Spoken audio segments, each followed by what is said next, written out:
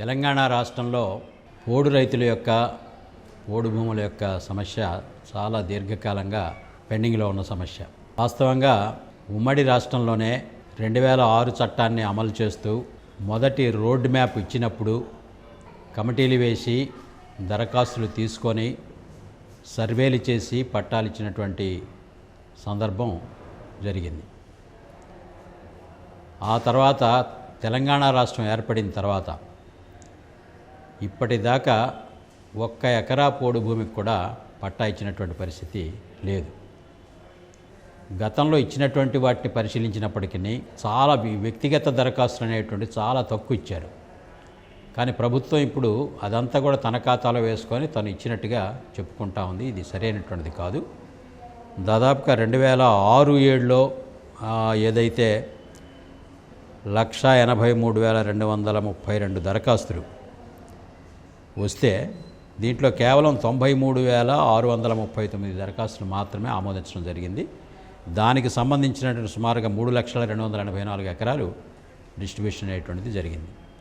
దీనికంటే ఎక్కువగా వ్యక్తిగత దరఖాస్తులు ఇవి.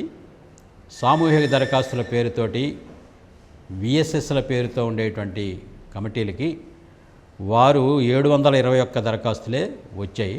కానీ వాళ్ళకి ఇచ్చినటువంటి భూమి మాత్రం 4,54,055 ఎకరాలు వాటి కింద ఇవ్వడం జరిగింది. దీంట్లో లబ్ధిదారులు అనేటువంటి వాళ్ళు లేరు.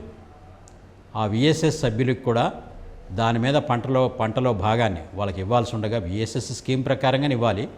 కనీసం పోడు పట్టాలు ఇచ్చిన సందర్భంగానైనా వాళ్ళకి ఆ లబ్ధి చేకూర్చాలి. కానీ అదేది కూడా ఇవ్వడం లేదు.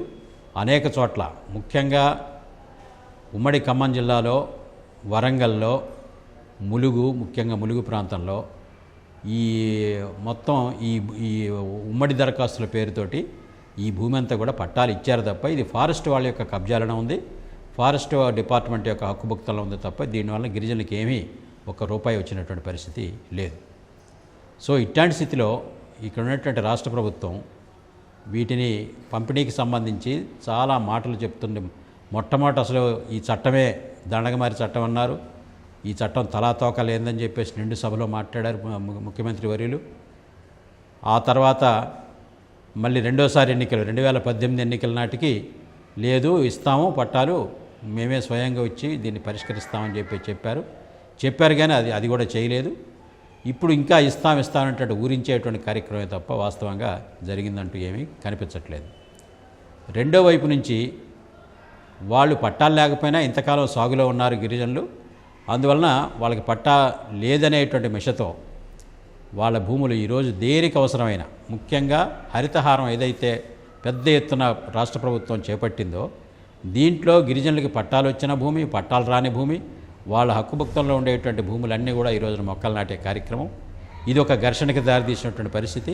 గిరిజనులేమో మొక్కలు తీసేసి తమ సాగు చేయాలనే ప్రయత్నం, వాళ్ళేమో ఇది మీ సాగు భూమి కాదు, ఎప్పుడో మీకు ఇచ్చిన పట్టాలు రద్దు అయిపోయినాయి, ఇది మేము మొక్కలు నాటుకుంటాం, ఇది ప్రభుత్వ భూమి అని చెప్పేటువంటి పరిస్థితి ఈ రోజున ఏర్పడింది.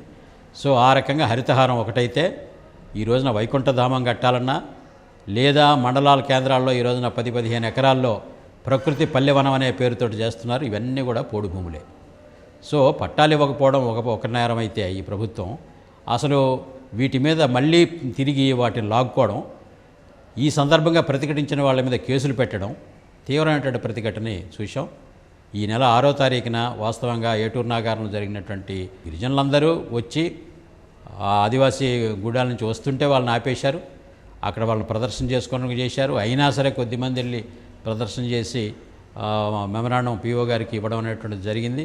అయినా ప్రభుత్వం నుంచి మాత్రం ఎట్లాంటి రెస్పాన్స్ అనేటువంటిది ఈ సందర్భంగా లేకుండా పోవడం చాలా విచారించదగిన. ఇప్పుడైనా సరే ఇది ఇవ్వాలా. దీనికి ప్రధానమైనటువంటి కారణాలు ఏమిటంటే 2. దీనికి కేంద్ర ప్రభుత్వం, బీజేపీ ప్రభుత్వం బాధ్యత వహించాలి. 2019 ఫిబ్రవరి 13న సుప్రీంకోర్టు ఒక తీర్పు ఇచ్చింది. అదేమిటంటే ఈ అటవీ హక్కుల చట్టం కింద దరఖాస్తులు తీసుకొని తిరస్కరించబడినటువంటి భూముల్లో ఇంకా ఆ గిరిజన సాగుదారులు అనేటువంటి వాళ్ళు సాగులో ఉన్నారు. పట్టాలు లేకుండానే తిరస్కరించిన దరఖాస్తుల భూమిలో కూడా వాళ్ళు సాగులో ఉన్నారు. ఈ భూమిలోంచి వాళ్ళని ఫిబ్రవరిలో తీర్పిస్తే జూలైకంతా కూడా జూలై 12వ తారీఖు నాటికంతా కూడా వీటిని ఖాళీ చేయించాలని చెప్పేసి సుప్రీంకోర్టు ఇచ్చింది. ఈ కేసు వేసిన వాళ్ళు రిటైర్డ్ ఫారెస్ట్ అధికారులతో ఉండేటువంటి వైల్డ్ లైఫ్ ఫస్ట్ అనేటువంటి ఒక స్వచ్ఛంద సంస్థ రూపంలో ఈ కేసు వేయడం జరిగింది. ఈ వైల్డ్ లైఫ్ ఫస్ట్ అనేటువంటి వాళ్ళు చట్టంలోనే చాలా స్పష్టంగా ఉంది.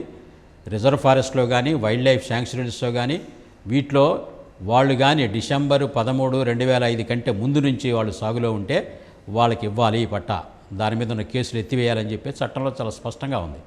అయినా సరే ఈ సంస్థ వాళ్ళు ఈ విషయాన్ని కోర్టు దృష్టికి వెళ్లకుండా చూసి వీళ్ళు తిరస్కరించిన దరఖాస్తులో ఉన్నారు, ఇది అన్యాయం కాబట్టి వీళ్ళని చేయండి అని చెప్పేసి తీరా అసలు విషయం తెలుసుకుంటే ఎందుకు తిరస్కరించమన్నారంటే ఈ భూములన్నింటిని కూడా బీజేపీ ప్రభుత్వం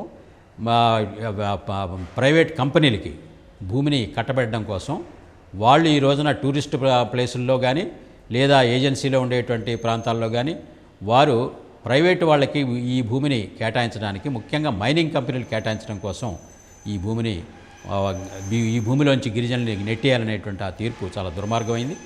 దానికి బీజేపీ పాల్పడింది. రెండో నేరం బీజేపీ చేస్తున్నది ఏమిటంటే ఈ రోజున అటవీ హక్కుల చట్టం 2006లో వచ్చింది. దాంట్లో ఉన్న ప్రొవిజన్స్ని చాలా వరకు మార్చేశారు, అమెండ్మెంట్స్ తీసుకొచ్చారు.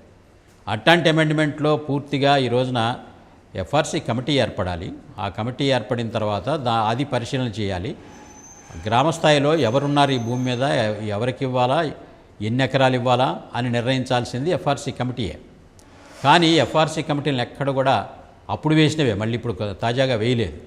వేయకపోగా ఆ కమిటీలను కూడా పనిచేయించేటువంటి పరిస్థితి లేకుండా ఈ రోజున అసలు ఎఫ్ఆర్సీ కమిటీలు గ్రామ సభలు అనేటువంటి వాటికి, గ్రామ సభకి ఎక్స్టెంట్ ఆఫ్ ది ల్యాండ్ ఎవరికి ఇవ్వాలి, లబ్ధిదారుని వీళ్ళిద్దరిని గుర్తించే ప్రధాన బాధ్యత డిపార్ట్మెంట్ది కాదు, అది ఎఫ్ఆర్సీ కమిటీ. కానీ ఈ రోజున ఈ సవరణ ఏమిటంటే ఎఫ్ఆర్సీ కమిటీ కేవలం సూచన మాత్రమే చేస్తుందో తప్ప నిర్ణయించదు అని చెప్పేసి. అట్లానే దీనికి గ్రామ సభ లాంటి తొంతేం అక్కర్లేదు.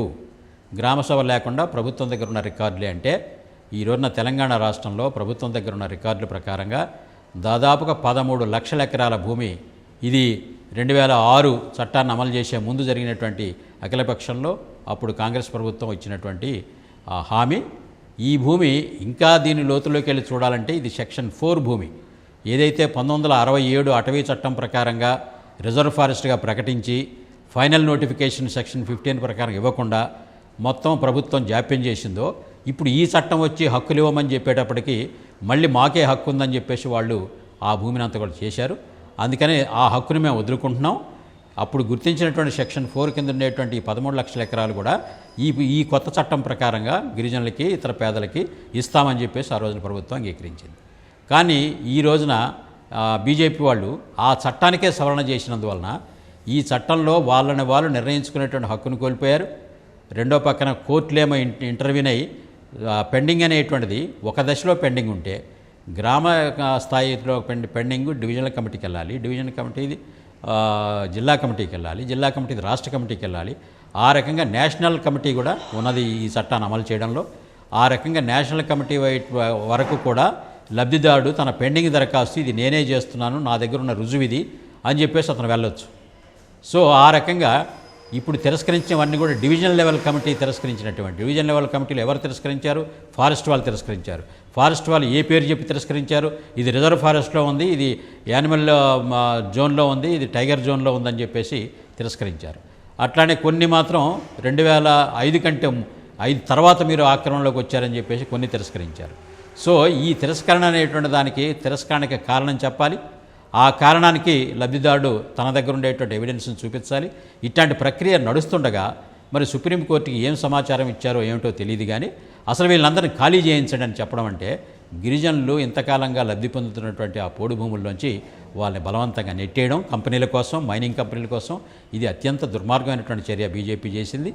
దానికి అనుకూలంగానే ఈ రోజున రాష్ట్ర ప్రభుత్వం కూడా అదే అడుగుజాడలో నడుస్తుందా అనేటువంటి పరిస్థితి ఈరోజు ఏర్పడింది. ఏమైనా ఇప్పుడు దీని మీద తీవ్రమైనటువంటి ఆందోళన ఈ కొన్ని జిల్లాల్లో ములుగు కానీ, భూపాలపల్లి కానీ, భద్రాద్రి కొత్తగూడెం కానీ ఇట్లాంటి జిల్లాలో తీవ్రమైనటువంటి ఘర్షణ ఫారెస్ట్ డిపార్ట్మెంట్కి గిరిజనులకి మధ్య, అట్లానే రెవెన్యూకి ఫారెస్ట్ డిపార్ట్మెంట్ మధ్య కూడా సరిహద్దులు తేలినటువంటి భూమి కూడా చాలా భాగం మన రాష్ట్రంలో ఉన్నది. సో ఆ రకంగా వీటన్నిటిని కూడా తక్షణమే రాష్ట్ర ప్రభుత్వం నిజంగా దానికి ఇచ్చే ఉద్దేశం ఉంటే, ఒక ఎన్నికల ఎజెండాగా నువ్వు దీన్ని ఉపయోగించుకుంటున్నావు తప్ప ఇచ్చే ఉద్దేశం ఉందా లేదా అనేటువంటి అనుమానం కూడా వస్తూ ఉంది. సో ఏమైనా ఈ రోజున మొత్తం సెకండ్ రోడ్ మ్యాప్ అనేటువంటిది ప్రకటించాలా. నువ్వు ఇస్తే ఎప్పుడు ఇస్తావు, దరఖాస్తులు ఎప్పుడు తీసుకుంటావు? ఎందుకంటే చట్టంలో ఉన్న ప్రొసీజర్ ఇది, చట్టం ఆ ప్రకారంగా అమలు చేయాలా. ఇదేదో మీరు భూ పంపిణీ చట్టం కాదు, ఇది ఆ పేరులోనే ఉన్నట్టుగా అటవీ హక్కుల గుర్తింపు చట్టం ఇది. ఆల్రెడీ అటవీ భూములను సాగు చేసుకొని తరతరాలుగా ఆదివాసులు బ్రతుకుతూ ఉన్నారు. వాళ్ళని గుర్తించి పట్టాలు ఇచ్చేది ఇది తప్ప వాళ్ళకి భూమిని పంపిణీ చేసే ప్రభుత్వ భూమిని కాదు. ఇది అటవీ భూమే బేసిక్గా, ఇప్పటికీ కూడా ఇది అటవీ భూమిగానే ఉంటుంది. అయితే దాని మీద లబ్ధిదారుడు ఉంటాడు, అతను తరతరాలుగా దాన్ని వినియోగించుకొని బ్రతుకుతాడు అనేటువంటిదే చట్టం యొక్క సారాంశం.